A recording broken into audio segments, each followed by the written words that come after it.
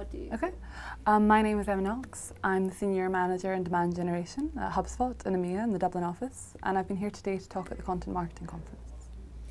What, can you give us a quick recap of your talk? Sure. It was around the evolution of marketing.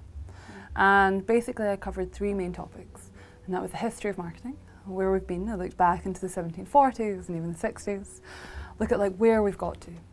But then also I was looking at the current state of play of marketing, that the new marketing playbook is actually broken, and that we have to get new tactics to gain the same results that we would have 5 years ago. And then I also went through a HubSpot case study called Optimizing the Past, how we actually improved our blog click-through rate by 240%. Wow. Yeah. How did that happen? Well, that was an experiment, and at HubSpot we love experiments, so we do run a lot, but this one was one called Optimizing the Past. And basically we looked at our blog data last year and realised that we were getting almost 90% of our demand from old posts, and actually only we were getting 50% of our leads from only 30 posts when we actually had 6,000. So we figured out that we need to actually be focusing more on the content we've previously produced. We're still creating new content, but it was more about optimizing the ones that were already there, that were working for us in the background to ensure that they were converting at the best possible place, and they were also ranking the best on Google. Wow. And how do you, can you tell a bit about Sure. how you work daily when it comes to content Sure. and tying into to the funnel, and also Absolutely. to how this content plays into how they convert? Sure. So at HubSpot we have a lot of different forms of content. We have the blog obviously, but then we also have our gated offers, which where we actually give people ebooks, how-to guides, free tools, templates. Templates are actually our most popular. People love a template. But what we do is I look after the EMEA regions. So I actually figure out, looking at historical data, what do people like to read about in these regions? In the UK, are they more interested in SEO? Or do they want to know about online research and buying? Do they want to know about buyer personas? So you actually just do historical analysis to figure that out. And then you do targeted campaigns, and that can be across social, across your email, and activation. So you're not just neglecting people that are already in your database. You're ensuring that once they're in the HubSpot ecosystem, we're also targeting them with relevant content. And then what we also do is we create micro conversion tracks. So say, for example, you have downloaded a SEO ebook, which is the 10 SEO myths to leave behind in 2017. If we know you've downloaded that, we'd send you an email 2 days later with actually a template to say, okay, you've been reading about SEO, that's something you want to work with. So we'll give you a template for on-page SEO, on-page so you can actually improve it. And then if you download and click on that, we'll actually say, hey, it looks like you actually need someone to help you with SEO. Either here is access to our trial for the SEO software, or do you want to speak to? And we always give people the option. Are you ready to speak to someone? We don't push it on them, we allow them to make the decision based on their own research they've been doing. Oh, that's amazing. Thank you. How do you, and now I'm back again to the buyer's journey. Video has been very much removed from the buyer's journey because we haven't been able to track and optimize in the same way as with other types of content. Where do you see that going? I think video is hugely impactful. It drives a lot more leads than people actually think, because with video it's interactive. We're actually even experimenting with software at HubSpot where if our salespeople are talking to someone, they actually do an on-site kind of analysis of someone's website and send it directly to them. It's so personalised video, and you can do it around so many different things. It's interactive, and people don't have time to read full ebooks and guides. But as marketers, as you said, you should never shy away from video, because it can actually be very, not easy to produce well, but you can get very creative and get very interesting with the video. And as you said, there's so many technologies out there that allow you to track exactly what people are looking at, what they're skipping, when they're doing it, and actually to follow up with that in a way that pulls people down your funnel. So I think it's got a huge future ahead of it, video. Yeah, because also seeing from the last, from Inbound, Inbound 2016, your CEO was basically saying that if there's something you're going to invest in, it's basically hiring a videographer, not a new blogger. Why do you think it's more important now than before? Well, I think it's also just about the way we're consuming technology and information as a whole. you know, obviously smartphones have been around for a few years, but so many platforms such as, you know, we do like live videos on Instagram now and so many of the platforms that like when we think of content team, people just, as you said, sometimes think of bloggers, right? So content is every bit of information that is consumable by your prospect. And actually there's so many stats that show that people are more likely to consume video, that they find it more interesting and engaging rather than just reading. So I completely agree with Brian Halligan. I think that investing in video, especially for a startup or for someone where they're really trying to make an impact in a noisy marketplace, is a huge win moving forward. Awesome. I'm going to go a bit step back again. Sure. And go a bit more into content marketing. Mm-hmm. So what do you think are the main challenges that marketers face today with content marketing? Well, I think content marketing is fantastic, and you know, there's been a lot of tension in content marketing in recent years, which means actually it can get more competitive. It can get really hard to rank, for example, for certain ones, for certain phrases, for certain blog posts. And I actually had a very interesting conversation with a lovely man at dinner last night when I was in Copenhagen, and he was saying, he was like, your presentation was very interesting, she talked about optimizing the past. And he was like, a lot of people just feel the need to constantly creating new content, even if it's not as valuable anymore, because they have been told by someone that they need to produce 3 blogs a week to be successful. And I've even seen companies where that is the only metric they track. They don't track engagement, they don't track conversion rate, they don't track their search volumes, they just track volume. And that is a big error, because it does not matter if you're pumping out this content if no one is reading it. It's the old adage that if a tree falls in the forest and no one hears it, doesn't make a sound. If you're creating this content but no one's seeing it, it's not valuable. So what I would always suggest is focus on creating small bits of really good content that is really valuable to you, that is really valuable to your consumers, to your buyers, to your prospects. And with that, you can actually don't feel the need to keep creating new stuff. Like, yeah, it's always good, and it's good to be inventive and creative, and if you see a really timely article about something, yeah, talk about it. But don't do 4 different SEO blogs in 1 quarter because you feel the need to.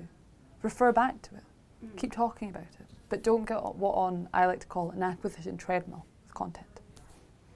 So what would you think would be the solutions for that? What is it? What would you suggest if you would go and like give one kind of advice to those marketers? Focus on what your buyers and your prospects want to read and what they're reading. Figure out what they want to read and give that to them. As Marcus said, if they ask, you answer. Don't create content for the sake of it, because as marketers' time, it's very valuable and it gets pulled in a lot of directions, so you need to guard that.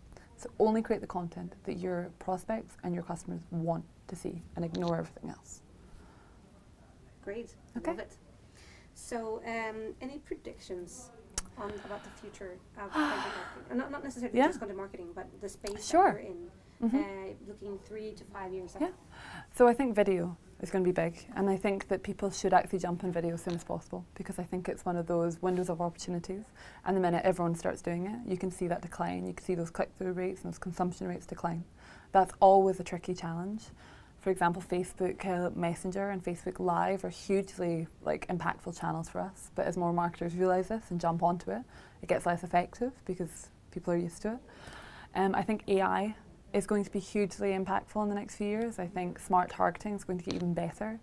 And I think, the machines are coming in a good way. And I think that, one thing I always talk about is, when does personalisation go too far? So I think as marketers we need to watch there's not a backswing against personalisation, and people are like, oh, that's too creepy, too much about me, this is too personalised. So I think the predictions is we're going to have so much data, we don't know what to do with it.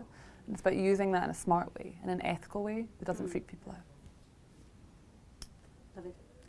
It's funny because it's this creeping people out has been a very 3 words that have been in some way repeated in so many of these conversations, because it is about data and using that data right and to be helpful and not creepy.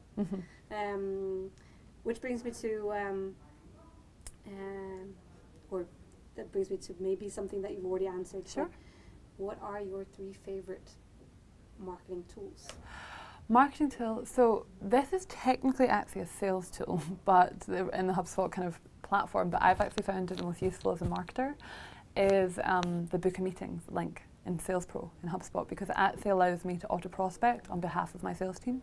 So instead of them following up with someone on a content download and saying, hi, would you like to book a meeting with me? It allows us to do that automatically in a really smart way. For example, with triggers on our website or with behavioural analysis and triggering it off that. So that's one of my favourite tools. Absolutely. I think Facebook Live is hugely influential. It's one of my favourite tools at the moment because I think it's almost like a mini webinar and it's really authentic and you can do it in the moment and people really engage with it. And at Inbound last year I was working with the social team to do these Facebook Lives and we would drag people in from the crowd and say, answer these questions. And it was live and it was right in the moment and you know, like people, you could see 300 people were watching it and that's what's so interesting. And my final one I think is chatbots. I think that's really interesting at the moment. I think that's where, as I was talking about, AI really comes into it, how these chatbots get so smart. You know, with chatbots it's always interesting. As I was saying before, don't build a chatbot just because you feel like you should. Build a, like we have growth bots and that actually answers questions like on HubSpot or like on your competitors. That has a purpose. So I think chatbots are hugely influential. Just don't do it for the sake of it. Make sure it's valuable, not to you, but to your customers. Awesome. What do you think are the most common mistakes businesses do when getting into content marketing? I think they've heard kind of what it is and they know they need to do it. So they either rush it and they do something that's not valuable. As I said before, they just get on this treadmill where they do crappy articles and they just, you know, push it out quickly, but they don't actually track what's this driving. You know, is this valuable? Are people reading this? And I think that also, I think businesses also just get pulled in so many directions when it comes to content marketing. I think that they don't really develop a strategy before they launch. They go far too quickly into tactics and execution. And tactics, I was speaking about there, it's like you can't automate marketing that's crappy. You can't automate tactics that don't work. So it actually doesn't matter if you have purchased automation software, if you don't have the mind frame that this is about the buyer, this is about inbound, this is about bringing people to you. It's not about getting a workflow to send 1,000 emails to people that don't want to receive it. So I think that people don't actually fix what was wrong with their marketing in the first place. They just add automation and expect things to happen where it's all about designing marketing for humans, by humans. Perfect. I mean, yeah. We're in in exactly those kind of conversations with our customers as well that are just acquiring like marketing automation software and also on top of it using and also the integration. It's just interesting to hear that a lot of them are basically automating bad habits. Yeah, exactly. Automating bad habits. Yeah. Do you have a secret content marketing technique in your arsenal that you can share? So this is what's tricky because there's no silver bullet. And there's loads of tricks and tips that I could give you. I think optimizing the past is always a good one, focusing on the content you've produced. But the thing is, the only trick that really works is knowing your buyer. The only trick that really works, there's so many tools and new channels and ways to hack the system, and I have a paid marketer in Cambridge who's currently trying to hack or like compete with the Facebook algorithm, and there's all these technical things you can do, and they change weekly, monthly as technology moves at such a rapid pace. But long term, what your strategy should be is figure out where your customers are, figure out what they need, and that's actually a silver bullet. Because you should almost be there before they even realize they need to be there. Great. What do you think is going to be important for marketers to understand with creating the video content itself? Yeah, that was creation of it, but also understanding how to put videos into the journey, the right place. I think it's about understanding when it's valuable and when it's non-interruptive. And that's doing small tests and actually understanding when are people clicking on this, when are people engaging with this. Whenever you're rolling out a new strategy or a new part of the funnel, such as putting video into the buyer journey, you know, for example, getting sales to speak directly to someone through a video and, you know, running through their website or anything that's applicable to your business, I would always suggest to run a test on it. Because you could say, yeah, it's much better at top of the funnel, or actually, no, it's much better at the bottom. But like my assumptions could be no better than yours or anyone off the street. You need data. So with a new channel or a new distribution platform like video, that, as you said, maybe isn't as advanced as other types of content, always run a pilot program. You need to A/B test it and you need to understand what people find valuable. because otherwise it's just an assumption. Awesome. Okay. Thank you so No much. problem.